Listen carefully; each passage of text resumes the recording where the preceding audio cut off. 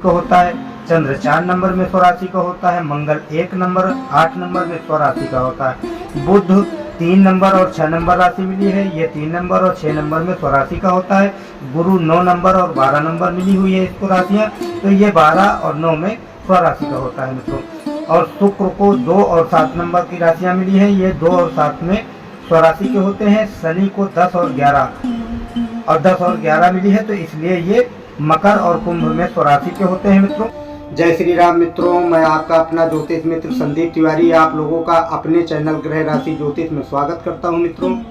आज मैं आपको कुंडली के कुछ ऐसे सूत्रों के बारे में बताऊंगा जो आप अगर समझ गए तो आप कुंडली देखना बिल्कुल समझ जाएंगे। कुंडली के कुछ सूत्र ऐसे हैं, 3 सूत्र, वो 3 सूत्र मैं आपको ऐसा बताऊंगा जिनसे आप ग्रहों के बारे में समझ जाएंगे, राशियों के बारे में समझ जाएंगे और उच्च और नीच के बारे में समझ जाएंगे मित्रों। कौन से ग्रह का कौन सा त्रिकोण है उसके बारे में, मूल त्रिकोण के बारे में मैं समझाऊंगा आपको। तो आप इससे पहले अगर आप हमारे वीडियो को लाइक नहीं किए हैं, पहली बार आए हैं, तो हमारे वीडियो को लाइक कर दीजिए, सब्सक्राइब कर लीजिए, बेल आइकन को प्रेस कर दीजिए ताकि हमारे जो भी वीडियो हम बनाएं वो आपके पास तत्काल पहुंच जाए मित्रों। तो इसलिए आप हमारे वीडियो को लाइक, शेयर, सब्सक्राइब और बेल आइकन प्रेस करना मत भूलें। तो मित्रों, इससे पहले अगर आप अपनी कुंडली का परामर्श चाहते हैं, जानकारी लेना चाहते हैं अपने ग्रहों के बारे में, दशाओं के बारे में, योग के बारे में, या कोई अड़चन आ रही है, व्यापार नहीं चल रहा, बिजनेस में बार बार घाटा हो रहा है, विवाह नहीं हो पा रहा, घर में स्थिति खराब हो रही है, कर्ज बढ़ रहा है, तो आप किसी भी समस्या का समाधान हमसे पा सकते हैं और अपनी कुंडली का पूरा विस्तार से विश्लेषण करवा सकते हैं और आपको कोई भी प्रश्न आप करेंगे तो उसका उत्तर दिया जाएगा मित्रों। तो चलिए हम आज का वीडियो स्टार्ट करते हैं मित्रों। आप बिल्कुल भी वीडियो को स्किप ना कीजिएगा, लास्ट तक वीडियो देखिएगा। अगर आप समझना है, आपको कुंडली देखना सीखना चाहते हैं तो आप हमसे सीखने के लिए भी संपर्क कर सकते हैं मित्रों। डिस्क्रिप्शन में हमारा नंबर आपको मिल जाएगा और आप हमसे संपर्क कर सकते हैं। कुंडली आप अपने भेज सकते हैं, उसका विश्लेषण करवा सकते हैं। कौन सा ग्रह किस घर का स्वामी है उसके बारे में मैं विस्तार से आपको बताऊंगा मित्रों। तो आप लोग वीडियो में लास्ट तक बने रहें। तो चलिए हम वीडियो स्टार्ट करते हैं मित्रों। तो मित्रों देखिए, मैं कुंडली के चार्ट पे आ गया हूँ और मैं आपको इसी कुंडली में आपको समझाऊंगा कि कैसे कौन सा ग्रह किस में बैठेगा। देखिए, मैंने राशियाँ लिख दी हैं, ये हमने कुंडली बना दिया है, कुंडली में मैंने राशियाँ लिख दी हैं। और जो है ये 1 नंबर है, 1 नंबर की ये राशि मेष राशि है। और जो है अक्सर लोगों के मन में ये सवाल रहता है कि कुंडली सीखने में कि हमें जो है बताइए, आप लोग समझ नहीं पाते। जैसे ये 1 नंबर यहाँ लिखा हुआ है, बाय द वे ये नंबर अगर यहाँ लिखा हो तो लोग कहते हैं कि भैया ये घर मेरा पहला घर है या ये घर मेरा पहला घर है। तो ये बात मैं पूरा स्पष्ट कर दे रहा हूँ कि पहला घर हमेशा आपका यही रहेगा। देखिए, मैं लिख दे रहा हूँ पहला घर। इसमें नंबर चाहे कोई भी लिखा हो, राशि इसमें चाहे कोई सी भी बैठी हो और नंबर कुछ भी लिखा हो, ये राशि मैंने लिख दी है। बाकी राशियां नहीं लिखी रहती, उसमें नंबर लिखा रहता है। तो 1 नंबर का मतलब होता है मेष और 2 नंबर का मतलब होता है वृषभ, 3 नंबर का मतलब मिथुन, 4 नंबर का मतलब कर्क। इसी तरह का हर एक नंबर का एक मतलब होता है और नंबर का मतलब सिर्फ राशि होती है। तो मित्रों, आपको कुंडली सीखने से पहले आपको घर समझना है कि हमारा पहला घर ये है, दूसरा ये, तीसरा ये, चौथा ये, 5वां ये। तो इस तरह आपको पहले घर समझना है और घर में बैठी हुई इन राशियों के बारे में जानना है। उसके बाद ग्रह की बारी आती है, उसके बाद ग्रहों की बारी आती है कि ग्रह कौन से घर में कौन सा ग्रह बैठेगा तो अच्छा रहेगा। तो मित्रों, आप देखिए यहाँ पे मैंने लिख दिया ग्रह, राशि, भाव और त्रिकोण चक्र साढ़े साथी। तो आपको मैं ये सूत्र जो है ऐसा सूत्र है कि आप अगर ये सूत्र जो मैंने लिखा है, ये सूत्र अगर आप समझ गए तो आपको कुंडली में कोई पछाड़ नहीं पाएगा, ये जान लीजिए। राशि, पहले आपको राशि समझना है। राशि अगर आप समझ लीजिए, वीडियो को बिल्कुल भी स्किप ना करें मित्रों। अगर वीडियो स्किप करेंगे तो समझ नहीं पाएंगे। आपसे कुछ ना कुछ मिस्टेक हो जाएगी। तो आपको पहले राशियों के बारे में समझना है। अभी फिर मैं ये जो मैंने लिख के रखा है मैं आपको विधिवत समझाऊंगा कि ये क्या है। देखिए पहले राशियों के बारे में आप समझ लीजिए कि मेष राशि, वृषभ, मिथुन, कर्क, सिंह, कन्या, तुला, वृश्चिक, धनु, मकर, कुंभ, मीन। तो ये हमारी 12 राशियां होती हैं और 12 हमारे कुंडली में 12 भाव होते हैं और 12 राशियां होती हैं। तो हर भाव में एक राशि बैठ जाती है। लेकिन हमारा जो ग्रह हैं मित्रों, ये हमारे ग्रह हैं। जो हमारे ग्रह हैं, ग्रह तो हमारे 9 ही होते हैं। तो 9 ग्रह इन 12 राशियों में जब बैठेंगे तो 3 घर तो हमारे खाली रह जाएंगे। 3 घर तो हमारे खाली रह जाएंगे। तो मित्रों उन 3 घर जो खाली रहेंगे उनके बारे में भी हमको समझना है कि उसमें किस घर की राशि बैठी हुई है। तो मित्रों सबसे पहले आप देखिए ये सूर्य है।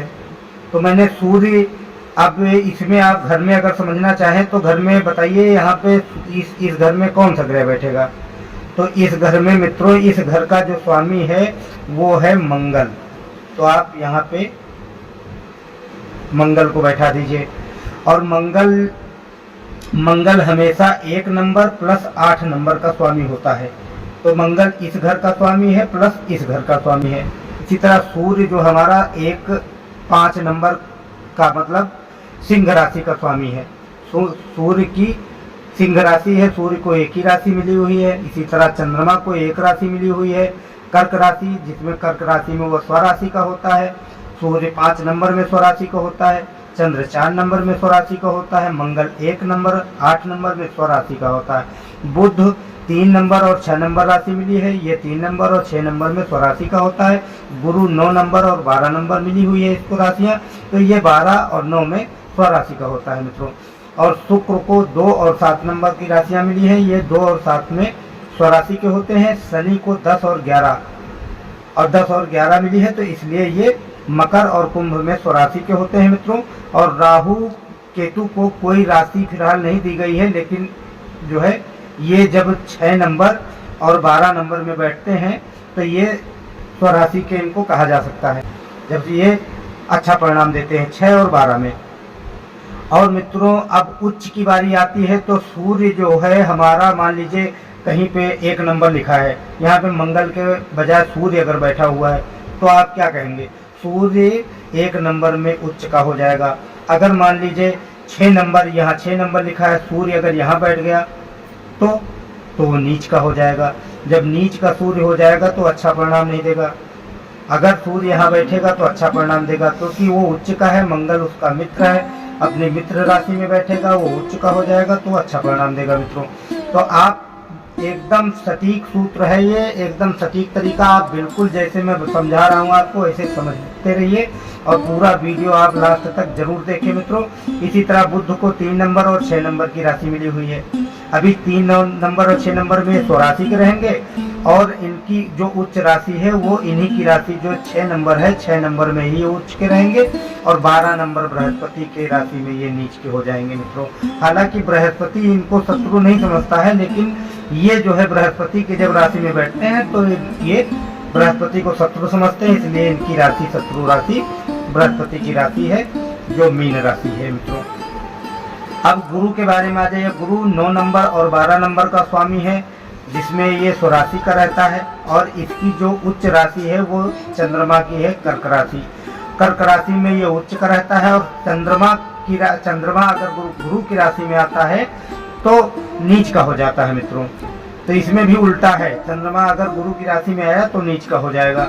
और इसकी जो बृहस्पति 10 नंबर शनि के साथ अगर बैठा, शनि की राशि में बैठा, मकर राशि में बैठा, कुंभ राशि में बैठा, तो ये जो अब गुरु के बारे में आ जाइए। गुरु 9 नंबर और 12 नंबर का स्वामी है, जिसमें ये स्वराशि का रहता है और इसकी जो उच्च राशि है वो चंद्रमा की है, कर्क राशि। कर्क राशि में ये उच्च का रहता है और चंद्रमा अगर गुरु की राशि में आता है तो नीच का हो जाता है मित्रों। तो इसमें भी उल्टा है, चंद्रमा अगर गुरु की राशि में आया तो नीच का हो जाएगा। और इसकी जो बृहस्पति 10 नंबर शनि के साथ अगर बैठा, शनि की राशि में बैठा, मकर राशि में बैठा, ये जो है नीच का हो जाता है। 10 नंबर की राशि मतलब मकर राशि में ये नीच का हो जाएगा, और 11 इसी की जो कुंभ राशि उसमें सम रहता है, ज़्यादा अच्छा और ज़्यादा बुरा परिणाम नहीं देता मित्रों। अभी शुक्र को 2 नंबर और 7 नंबर की राशि मिली हुई है, 2 और 7 नंबर में ये स्वराशि हो जाएगा। मान लीजिए अगर यहाँ पे शुक्र बैठा है तो अपनी स्वराशि का है, तो 2 राशि जब 2 नंबर में बैठेगा वृषभ राशि में तो वो स्वराशि का हो जाएगा और 7 नंबर में स्वराशि का हो जाएगा मित्रों। और अगर ये बृहस्पति की राशि मीन राशि में बैठता है, या कन्या राशि में बैठता है तो मीन राशि में उच्च का हो जाएगा और कन्या राशि में ये नीच का हो जाएगा मित्रों। तो ये चीजें ऊंच नीच और ग्रह और राशियों के बारे में अगर आप समझ गए तो पूरी कुंडली आपको देखना एकदम आसान हो जाएगा। ऐसा सूत्र आपको कोई नहीं बताएगा मित्रों। तो मैं आपको देखिए शनि की बारी आती, शनि 10 नंबर और 11 नंबर मतलब मकर और कुंभ का स्वामी है, और ये 7 नंबर मतलब शुक्र के साथ जब बैठता है तो ये अपने दोस्त की राशि में हो जाता है, अपने मित्र की राशि में हो जाता है। और अगर 1 नंबर ये मंगल के साथ मंगल की राशि पे बैठता है तो ये नीच का हो जाता है। मंगल के साथ बैठेगा तो शत्रु के साथ हो जाएगा। तो शत्रु के साथ कोई भी ग्रह, जैसे आप ही हैं किसी अपने शत्रु के घर जाएंगे तो कैसे रहेंगे, डर डर के रहना पड़ेगा कि कहीं कोई हमें मार न दे, कोई कहीं हमको कुछ खिला न दे। तो मित्रों आप समझें वो, बस इसको एकदम समझते रहें। अभी राहु को कोई राशि नहीं मिली है, लेकिन अगर ये 6 नंबर में बैठता है तो ये अच्छा परिणाम देगा, और केतु 12 नंबर में बैठेगा तो अच्छा परिणाम देगा। इसी तरह इनका दोनों का एकदम उल्टा है। राहु अगर 3 नंबर में बैठेगा तो उच्च का हो जाएगा और 9 नंबर में नीच का हो जाएगा। केतु सेम उल्टा कर दीजिए, 9 नंबर में उच्च का हो जाएगा और 3 नंबर में नीच का हो जाएगा मित्रों। तो आप देखिए राशि के बारे में आप समझ लिए, और ग्रहों के बारे में समझ लिए, और ग्रहों की स्वराशि कौन सी है उसके बारे में समझ लिया, और उच्च और नीच के बारे में समझ लिए मित्रों। तो अभी देखिए जैसे यहाँ मंगल मैंने बैठा दिया है, तो अभी इस घर में दूसरा घर का स्वामी कौन होता है, हमेशा चंद्रमा होता है। तो ये चंद्रमा होता है, पर जैसे 2 नंबर हमारा जो है धन भाव होता है, ये धनु भाव, इसको यहाँ धन देखा जाता है। तो मान लीजिए मित्रों मैंने यहाँ पे चंद्र को बैठा दिया है 2 नंबर में, क्योंकि 2 नंबर धनु का भाव होता है, वहाँ पर चंद्रमा मैंने बैठा दिया। वैसे चंद्रमा की जो राशि है वो ये है कर्क राशि। कर्क राशि में चंद्रमा उच्च का माना जाता है। तो मान लीजिए अभी ग्रहों के बारे में मैं बता दूं, 1 नंबर और 8 नंबर का स्वामी मंगल हो गया, तो यहाँ पे मंगल मैंने लिख दिया और यहाँ भी आप मंगल लिख दें। तो ये 2 घर का स्वामी हमारा मंगल हो गया, और जो ये है ये चंद्रमा मैंने लिख दिया है, ये चंद्रमा को काट दीजिए और यहाँ पे आप लिखिए शुक्र। तो इस घर का जो स्वामी है, राशि का जो स्वामी है वो शुक्र है, और शुक्र इस घर का भी स्वामी शुक्र हो गया। 2 घर का स्वामी शुक्र हो गया, इस घर का और इस घर का। भी मैं बाद में इसको समझाऊंगा आपको। उसके बाद चंद्रमा इस घर का स्वामी हो गया। कर्क राशि में वो उच्च का हो जाता है, स्वराशि है इसलिए चंद्र इस घर का स्वामी चंद्र हो गया। अब बुध की बारी आती है, तो बुध देव हमारे बुद्धि के स्वामी होते हैं, व्यापार के कारक होते हैं। तो बुध इस घर के स्वामी हो गए और इस घर के स्वामी हो गए। तो मित्रों तो अब गुरु के बारे में आ जाइए। तो गुरु इस घर का स्वामी है। धनु और मीन ये दोनों का स्वामी गुरु हो गया, ये दोनों घर का स्वामी गुरु हो गया। और शुक्र 2 नंबर और 7 नंबर का स्वामी है मित्रों। तो शुक्र 2 नंबर में हो गया और 7 नंबर में हो गया। अब शनि 10 और 11 नंबर का स्वामी है, तो 10 नंबर में शनि और इस घर का भी स्वामी शनि है। अब राहु ऐसे स्वामी किसी घर का नहीं होता है, कोई उसका घर नहीं होता, जिस घर में बैठता है उसी घर का वो स्वामी हो जाता है। तो आप जो है इसको 6 नंबर में इसको स्वामित्व दिया जाता है इसका राहु का,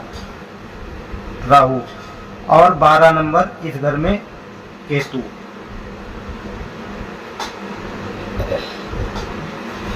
तो ये हमारे ग्रहों का जो चक्र है, ये जिस घर के जो ग्रह स्वामी हैं उसके बारे में मैंने आपको समझाया है।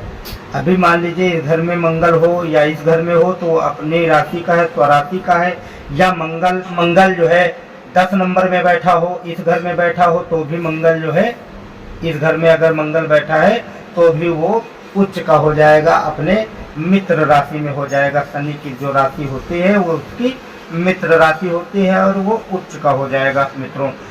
तो अभी ये समझ लीजिए, आपको मैंने विधिवत समझाया है। तो अब आप जानिए साढ़े साती।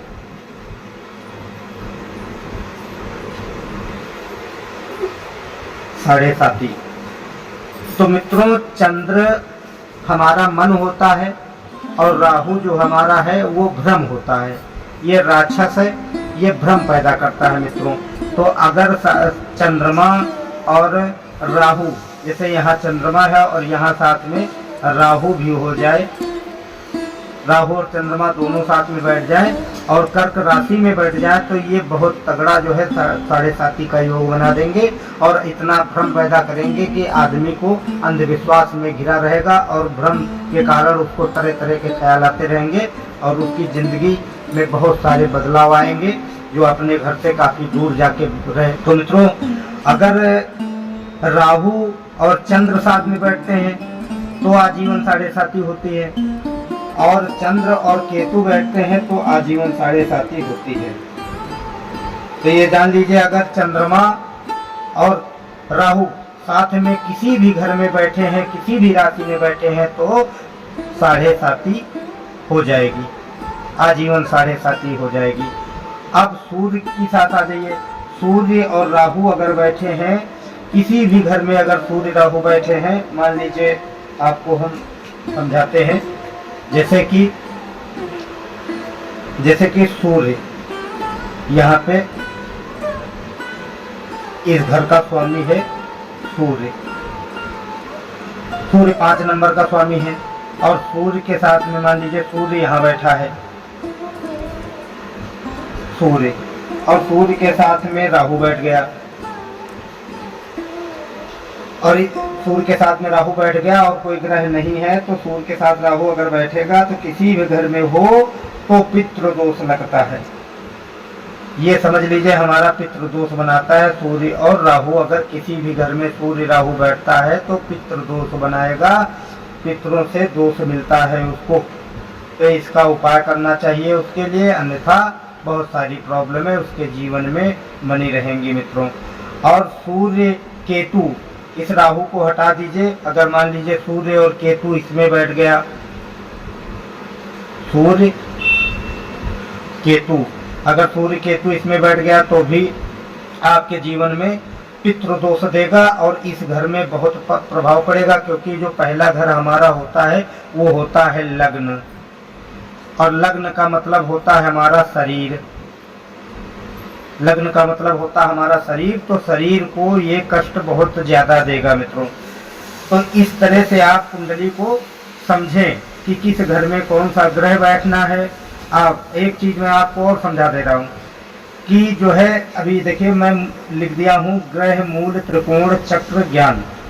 तो आपको ये भी जानना बहुत जरूरी है कि जो है हमारा जो ग्रह है वो किस घर का स्वामी होता है, उसको किस घर का स्वामित्व प्राप्त होता है कि वो जिस घर में बैठेगा उस घर में अच्छा परिणाम देगा।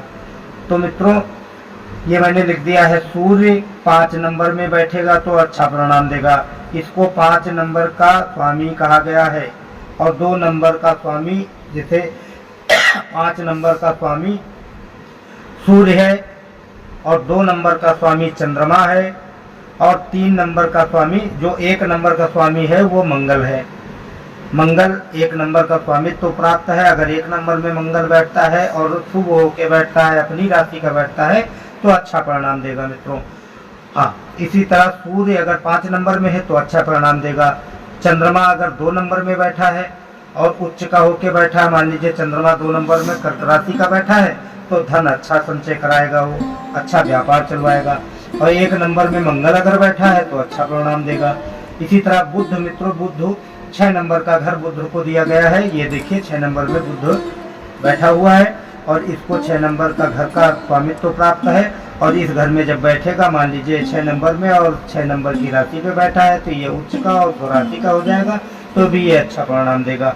और इसी तरह गुरु को 9 नंबर में स्वामित्व प्राप्त है, 9 नंबर में, और 9 नंबर में गुरु जब बैठेगा तो अच्छा परिणाम देगा मित्रों, क्योंकि 9 नंबर हमारा जो होता है वो भाग्य का भाव होता है। इससे हमारा भाग्य देखा जाता है और यात्राएं भी देखी जाती हैं थोड़ी बहुत। तो धन कहाँ से आएगा वो यहाँ से आप देख सकते हैं। भाग्य भाव का जो स्वामित्व प्राप्त है वो हमारा गुरु महाराज हैं। अगर 9 भाव में गुरु बैठा है तो बहुत अच्छा शुभ फल देगा आपको। और शुक्र मित्रों, शुक्र 2 नंबर और 7 नंबर का स्वामित्व प्राप्त है। 2 नंबर घर और 7 नंबर घर का स्वामित्व प्राप्त है। तो शुक्र अगर 7 नंबर के घर में बैठेगा, जैसे ये यहाँ बैठा हुआ है, तो इस घर का स्वामित्व प्राप्त है। ये हमारा विवाह का घर होता है और थोड़ा बहुत रोग का भी देखा जाता है। और धन का संचय किधर से आएगा, इस घर से और इस घर का बहुत बड़ा लिंक होता है। इस घर में और इस घर में, इन दोनों घर का देखा जाता है धन हमारा किस तरह से और कहां से आएगा। और ये हमारा भाग्य है, भाग्य कितना साथ देगा उस धन को संचय करने में। तो मित्रों, आप इस घर से इस घर को समझ सकते हैं, बिल्कुल इस घर को और इस घर तक। ये 3 घर हमारे बहुत इंपॉर्टेंट घर होते हैं मित्रों। अब शनि को आ जाइए। शनि को 11 नंबर का स्वामित्व प्राप्त है। जैसे शनि इस घर का, देखिए बैठा दिया मैंने, शनि को 11 नंबर का स्वामित्व प्राप्त है। और 11 नंबर में जब ये बैठता है तो अच्छा परिणाम देता है मित्रों। और किसी घर में अगर बैठता है तो थोड़ा कम फल दे पाता है या उच्च का हो। और कोई भी ग्रह, इसमें जितने भी ग्रह लिखे हुए हैं मित्रों, वो समझ जाइए ये 6 नंबर है और ये 8 नंबर है और ये 12 नंबर है। अगर इन तीनों घर में कोई भी ग्रह बैठता है तो वो शुभ फल नहीं देगा, वो आपकी कुंडली में हमेशा अशुभ फल देगा। और उच्च का होगा या नीच का होगा या स्वराशि को होगा, उसके हिसाब से देखना पड़ेगा मित्रों। तो अब राहु आ जाइए। राहु को 4 नंबर का घर का स्वामित्व प्राप्त है। 4 नंबर में ये बैठेगा तो थोड़ा अच्छा परिणाम देगा। और केतु 10 नंबर में बैठेगा तो अच्छा परिणाम देगा। हालांकि इनकी कोई राशि नहीं है, इनका कोई घर नहीं है, लेकिन ये हमेशा आमने सामने रहते हैं और अधिकतम वक्री रहते हैं ये। तो ये जब आमने सामने रहते हैं तो ये अच्छा परिणाम देंगे अगर 4 नंबर और 10 नंबर में ये बैठे हैं तो मित्रों। और अगर कहीं गलत घर में बैठे हैं तो फिर वो अच्छा परिणाम नहीं देंगे। मान लीजिए यहाँ शनि और राहु बैठा है तो पुत्र होने में बहुत प्रॉब्लम हो जाएगा, पुत्र की प्राप्ति नहीं हो पाएगी, बहुत ही दिक्कत होगी। और अगर शनि गड़बड़ है तो जो भी पुत्र पैदा होगा तो उसके कोई ना कोई अंग में कमी रहेगी मित्रों। तो आज मैंने जो आपको समझाया है, जो सूत्र बताया है, ये सूत्र आप ध्यान से समझिए। और ध्यान से समझने के बाद आप अपने मोबाइल में इसको रिकॉर्ड कर लीजिएगा और इसको बार बार समझिएगा कि मैंने जो समझाया है वो आपको, अगर आप समझ गए इस सूत्र को तो बिल्कुल भी आप कुंडली देखने में बिल्कुल भी आपको दिक्कत नहीं होगी। तो चलिए मित्रों, आज का वीडियो यहीं पर समाप्त करते हैं। और आप अगर हमारे वीडियो को लाइक नहीं किए हैं तो लाइक कर लीजिए, शेयर कर दीजिए, सब्सक्राइब कर लीजिए मित्रों। जय श्री राम।